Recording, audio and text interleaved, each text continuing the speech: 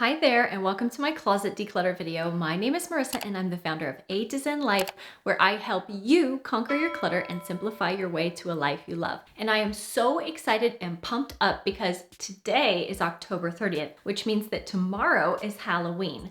But you know what's scarier than ghouls and goblins? The fact that 99% of us are letting stuff just hang around in our closets, taking up space, wasting our time, and making us feel bad. Basically haunting us every time we open the door. It could be the clothes that don't fit you anymore after pregnancy and having kids, or that really expensive outfit that you bought and feel guilty about for only wearing once. But to that I say no more. No more, my friends, because today we are tackling those skeletons in your closet and we are going to perform a full wardrobe exorcism. In today's video, I'm going to walk you through how to declutter your closet step by step and give you a few extra tips and tricks that will help you declutter your clothes to create a minimalist wardrobe that you love. Before we get started, because Halloween is my absolute favorite, do me a favor and like this video and go down to the comments and drop me a comment and tell me your favorite Halloween movie. And I will drop mine down there as well. And let's dive in. My first tip for you today is to plan your end game.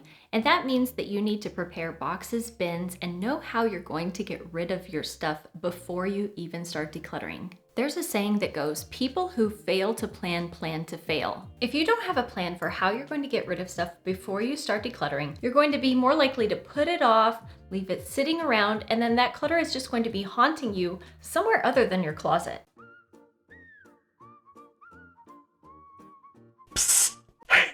It's me, that bag of clothes you decluttered last week. Wouldn't you like to put me back in your closet?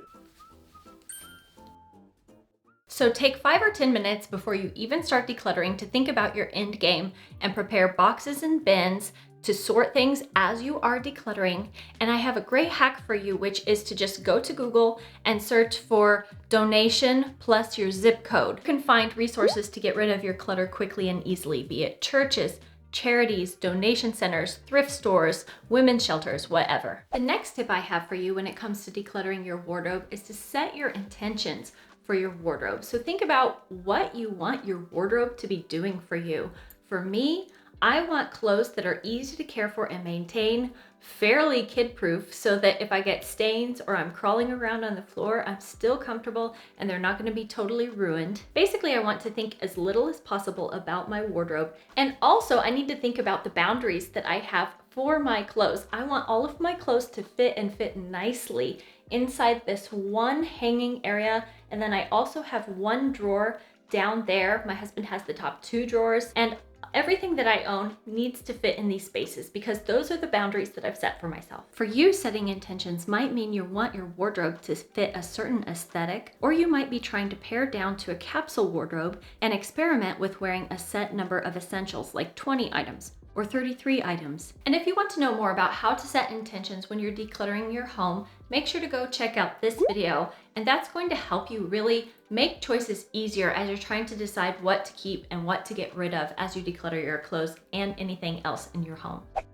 Speaking of setting intentions, I like to start my decluttering sessions by pulling out a few of my favorite pieces. This is especially helpful for people who don't know where to start and can't decide what to keep and what to get rid of. Instead of starting with the things you're not sure about, why not start with the things that you know you love? What this does is it kind of sets your internal compass so that when you're decluttering, you can make choices easier because you know what you like, and that's what you want to prioritize in your wardrobe. And speaking of favorites, if you're enjoying this video, I would love the chance to become one of your YouTube favorites. So if you want to subscribe to my channel and join our minimalist family, just go down and hit that little red subscribe button down below so we can see each other every week and I can help you really tackle the clutter in your life. Another tip that I have for you is to start with last season's clothing. So if you went an entire season without wearing an item, what are the chances that you're going to want to wear it the next season? So right now we are in fall, and what that means is I would go to the summer wardrobe and I'd like to contrast one of my summer favorites, which is this new linen dress that I got and that is a keeper,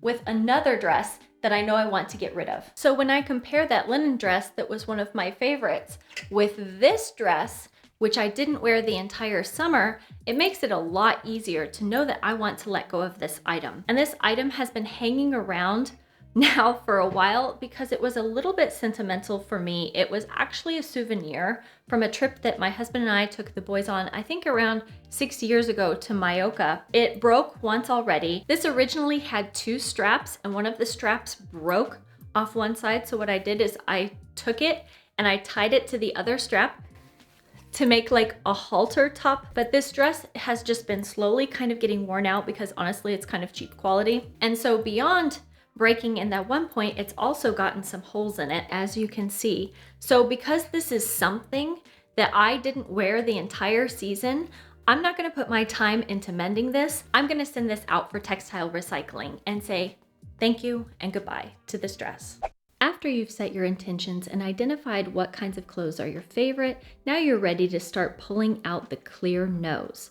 Examples of this are clothes that don't fit you or make you feel bad about yourself when you wear them, that are uncomfortable and don't quite fit your sense of personal style, or are something that you don't have time or the ability to repair. So I thought I'd show you the clothes that I pulled out here. First of all, we have a bra. This bra has always been kind of tight on me. It was actually a desperation buy because when we moved here to Germany, I'm not sure if you remember me telling this story or how long you've been around, but the airline actually lost all of our luggage. And so we had to quickly buy some clothes because we didn't know if we were ever going to see our clothes again. So this bra was like one of the last things that I bought on a long shopping day to get the boys and myself and my husband some clothing. And I found that when I went to Spain recently, I have another nude bra that has no straps whatsoever that is really comfortable to wear and more versatile. So in that case, I'm going to get rid of this because this is kind of like a duplicate. I don't need another new bra, especially one that's uncomfortable. So I'm going to say goodbye and donate this. This shirt was given to me by my husband, who after it got worn out kind of didn't want it anymore. And I like to inherit my husband's clothes when he doesn't want them anymore. But I realized that this color isn't necessarily a great color for me, and it's already got some holes in it. I don't know if you can see from here. So my husband actually ended up shrinking a different one of his shirts, which is this gray shirt that is much more comfortable. I like wearing it a lot more. And so because he gave me this shirt, now this shirt has become redundant and I don't need it anymore. So because this is so worn, this is something that's going to go for textile recycling. I talked about these pants in my last video, which is clothes that you don't need to own, which I can link up here for you. But basically these were a project that I was planning on trying to dye them pink, and then I gained some weight and I don't even fit them anymore.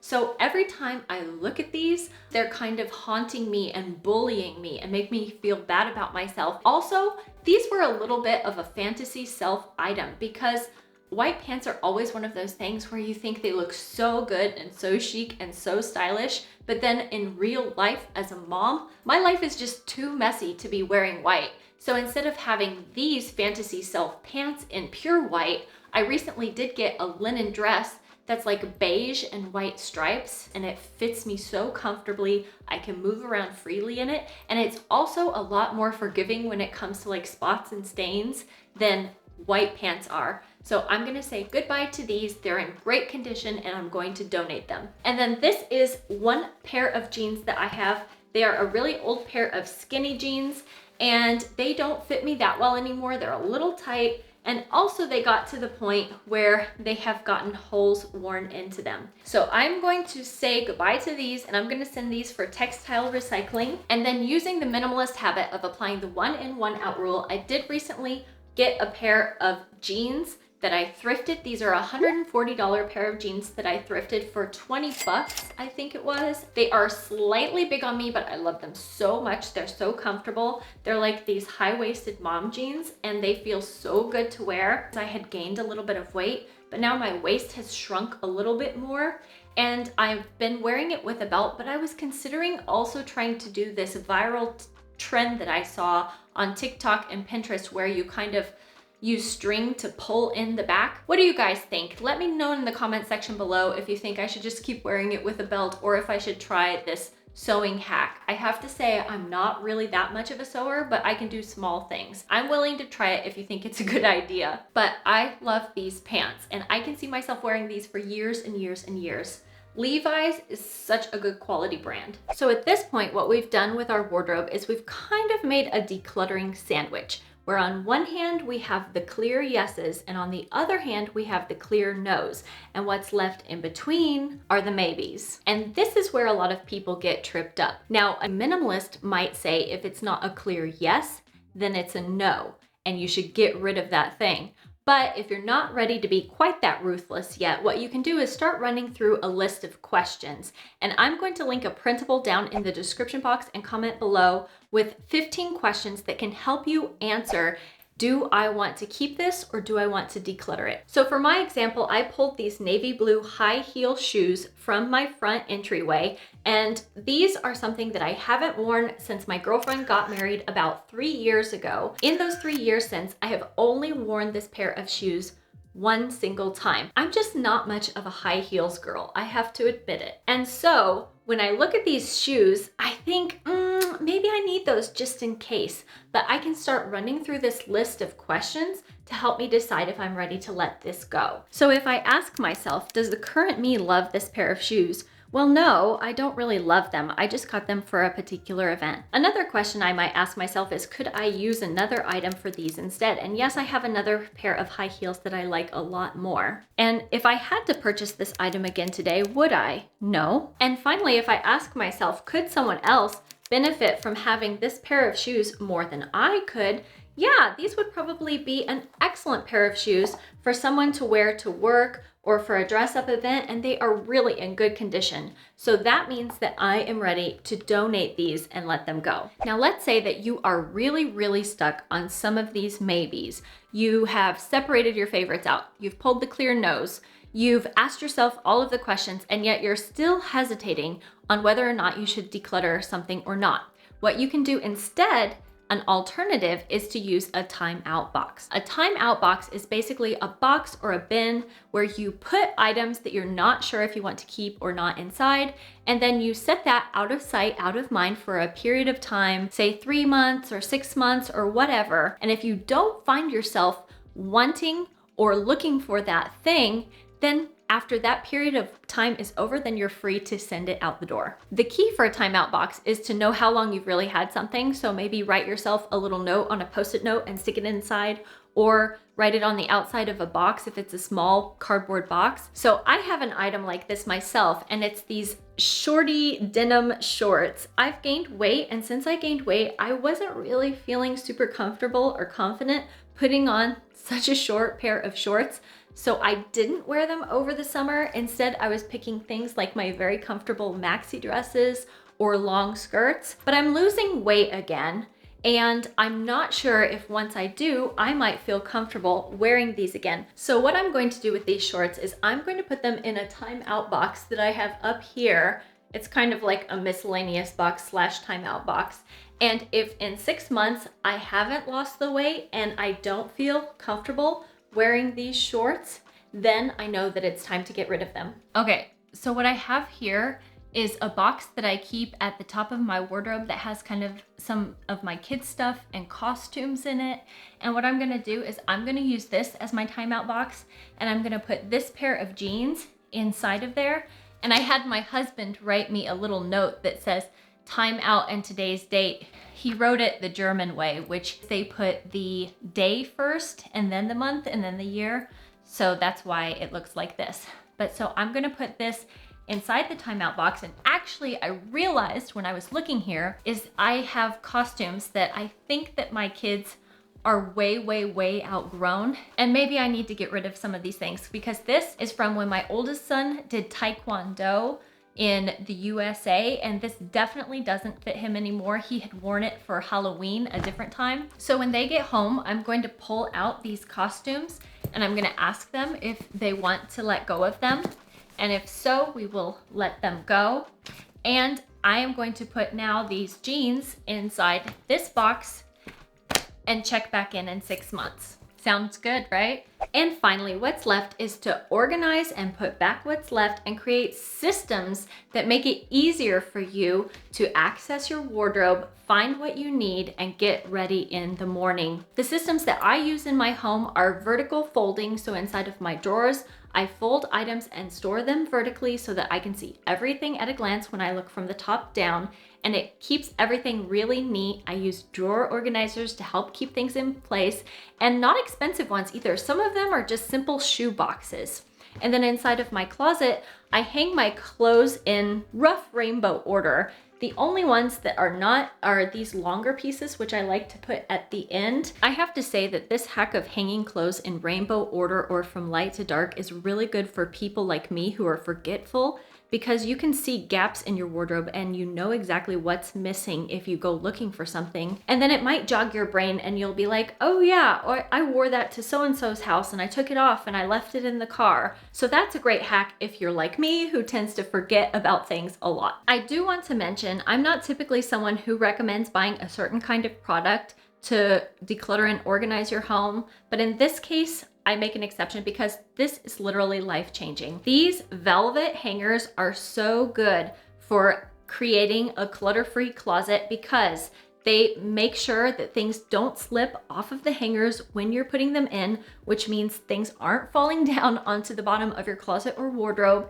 And also they're a much thinner profile. So that means that you have more breathing space in between your clothes because your hangers aren't so thick. Like if you compare the velvet hanger to this wood hanger, I think you can clearly see the difference in size. And I know it doesn't seem like a big size difference, but when you have a lot of stuff, and especially if you have a very small closet, it can really make a difference. Congratulations, if you made it this far, you never ever have to worry about decluttering ever again. Just kidding. Even when you declutter your way to a closet that you are happy with, clothes wear out, life changes, and you might have to change with it. So don't be afraid to make frequent check-ins with yourself and see how your wardrobe is working for you, and be okay with making more edits. That's one of the top 10 lessons that I've learned along this long decluttering and minimalism journey that I've embarked upon. And if you want to see the rest of the lessons that I've learned, make sure to go check out this video, or I'll see you next week. Until then, take care. Bye-bye.